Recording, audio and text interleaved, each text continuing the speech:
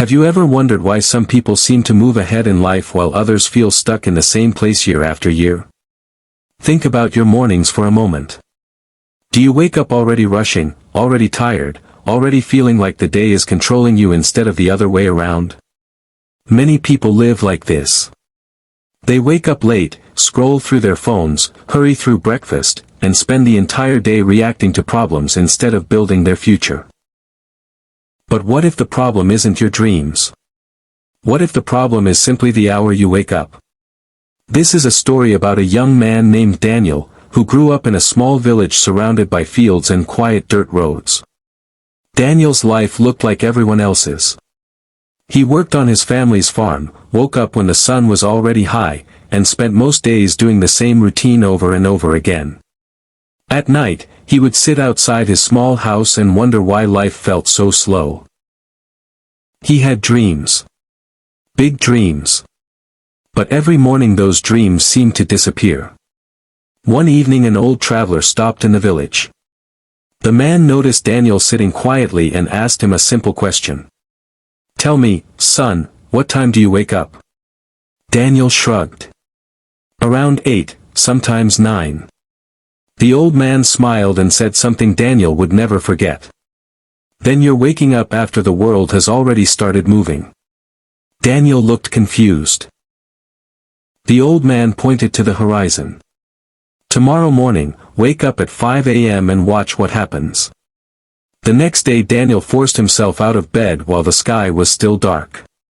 The village was silent. No noise. No distractions. Just the soft sound of wind across the fields. At first it felt strange. But then something powerful happened. Daniel realized something most people never notice. The early morning hours belong to you. No phone notifications. No noise. No interruptions. It's like the world hands you a quiet space and says, "Build your future here." So Daniel began using those hours differently. While others slept, he read books. While others rushed through the day, he planned his goals. While others complained about life, he slowly improved himself. Think about it this way. Imagine your life is a garden. Most people try to grow their garden in the middle of a noisy market, where distractions trample the soil. But waking up at 5 a.m. is like stepping into that garden before anyone else arrives. It gives you time to plant the seeds of your future. Ask yourself something honestly. What could change in your life if you had 2 quiet hours every morning just for growth? 2 hours to learn. 2 hours to think. 2 hours to build the life you want. Days turned into weeks. Weeks turned into months. And slowly Daniel changed. He learned new skills, improved the farm, started small business ideas, and began inspiring the people around him. Not because he was smarter. Not because he had more money. But because he had something most people never claim. The first hours of the day. You see, success is not always about giant actions. Sometimes it's about small decisions repeated every day.